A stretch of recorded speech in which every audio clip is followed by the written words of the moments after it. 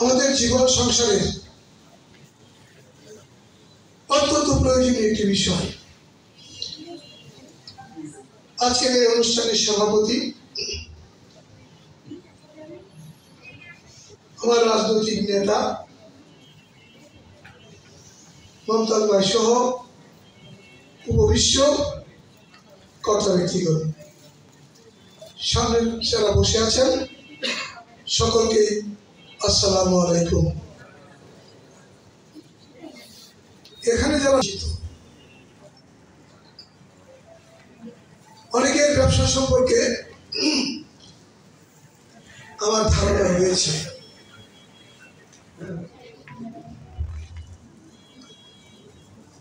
আমার সাথে বসা মিস্টার নুরুল হক আমার ছাত্র রাজনীতির একজন সহায়ক মানুষ।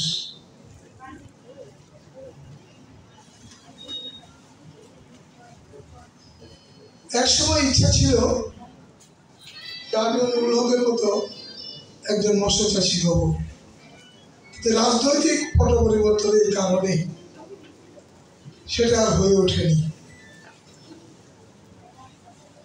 আজকে নুরুল হক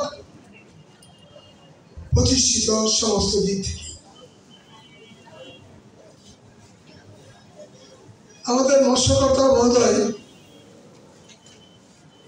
এখানে বলে গেছেন, হাজার বছরের শ্রেষ্ঠ বাঙালি, আমাদের জাতির জনক বঙ্গবন্ধু শেখ মুজিব মৎস্য চাষকে কতটুকু গুরুত্ব দিতেন। আমাদের জাতীয় জীবনে মৎস্য চাষ অত্যন্ত গুরুত্বপূর্ণ একটি বিষয়।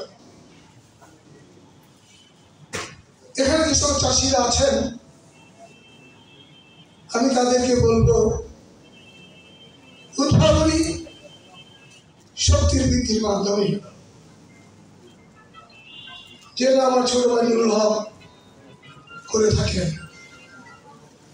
সার্বিক অবস্থায় আপনাদের শক্তি বৃদ্ধি করুন। বাংলাদেশের প্রধানমন্ত্রী জননেত্রী শেখ হাসিনা, যিনি বাংলাদেশকে প্রচন্ড ভালোবাসেন, মানুষকে ভালোবাসেন, তার হাতকে শক্তিশালী করুন।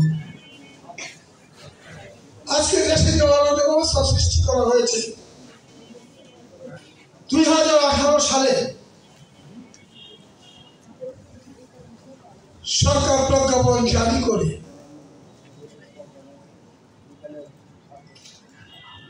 কুঠার বিলুপ্তি করেছিল। তারপর মুক্তিযোদ্ধার সন্তানেরা সেই কুঠার বিরুদ্ধে আপিল করেছিল। 3 বছর আপিল সরকার চাপা দিয়ে রেখেছিল, কিন্তু একটি পর্যায়ে এসে হাইকোর্ট আপিল গ্রহণ করে এবং যে কুঠার কথা বলা হয়েছে সেটি রায় ঘোষণা। এই রায়ের বিরুদ্ধে সরকার সর্বোচ্চ আদালতে আপিল করেছিল। এসব না বুঝে, চিন্তা না করে, সরকারের ভূমিকাটা কি সেটা বিবেচনা না করে গোটা ছাত্র সমাজ আন্দোলনে ঝাঁপিয়ে পড়ে। ছাত্র সমাজ আন্দোলনে ঝাঁপিয়ে পড়ে গোটার জন্য, কিন্তু এর সাথে এসে যোগদান করে জামাত, শিবির, বিএনপি। তাদের উদ্দেশ্যটা ক্ষমতার পরিবর্তন করে দিতে হবে, শেখ হাসিনাকে ফেলে দিতে হবে, উন্নয়ন অবস্থাকে ব্যাহত করতে হবে, মাছ চাষের মতো শিল্পকে ধ্বংস করে দিতে হবে। আর এই কারণে কোটার আন্দোলন চলবে রাজপথে। মেট্রো রেল ভাঙা হয় কেন? পৃথিবী ভবন ভাঙা হয় কেন? এলিভেটেড এক্সপ্রেসওয়ে অকেজো করে দেওয়া হয় কেন? যাত্রাবাড়ি ফ্লাইওভারের উপর হামলা হয় কেন? এই প্রশ্নগুলো আপনারা নিজের মনে রাখবেন। যাত্রাবাড়ি ফ্লাইওভার ভেঙে ফেলে হয়ে নষ্ট করে দিয়ে কোটা আন্দোলন সফল হবে? প্রধানমন্ত্রী বলেছেন 7 তারিখ অপেক্ষা করুন, হাইকোর্ট অবশ্যই আপনাদের বিষয়টি বিবেচনা করবে। পাগল হয়ে গেল, জ্বালিয়ে দিতে হবে, পুড়িয়ে দিতে হবে, খুন করতে হবে। আমাদের ময়মনসিংহের 2টি সন্তান, 2 জন পুলিশ অফিসার, যাদের একজনকে মেরে যাত্রাবাড়িতে উল্টা ভাবে, একজনের বাড়ি ভালুকা, আরেকজনের বাড়ি শেরপুর। যে প্রাণগুলো গিয়েছে, শেখ হাসিনা বলেছেন স্বজন হারানোর ব্যথা বাংলাদেশে কি আমার চেয়ে বেশি কেউ পেয়েছে? পায় না। আমি আমার বাবাকে হারিয়েছি, মাকে হারিয়েছি, ভাইদের হারিয়েছি, সর্বমোট 18 জন আত্মীয় স্বজনকে এক রাত্রে হারিয়েছি। আমি বুঝি এটা কি দুঃখ।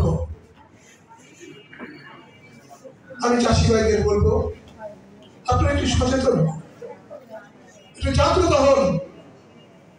জাগ্রত না হলে সমস্ত কিছু ধ্বংস হয়ে যেত। বাংলাদেশ যে সারাতে পরিণত হয়েছিল, বাংলাদেশ উন্নয়নের সামনের দিকে যাচ্ছিল, সেখানে প্রচন্ড আঘাত করা হয়েছিল। এই আঘাতের সময় আপনাদের এই আয়োজন আমাদেরকে প্রেরণা দেবে, আমাদেরকে চেতনা দেবে, সরকারের প্রতিষ্ঠাকে, সরকারের আয়োজনকে, সরকারের বর্তমান উদ্যোগকে আরো উল্লসিত করবে। প্রিয় ভাইরা আমার, আমি সরকার প্রতিনিধিরা আছেন, মন্ত্রণালয় আছেন, আমি সকল সময় এই সময়টা আমার জন্য অত্যন্ত দুষ্কর সময়।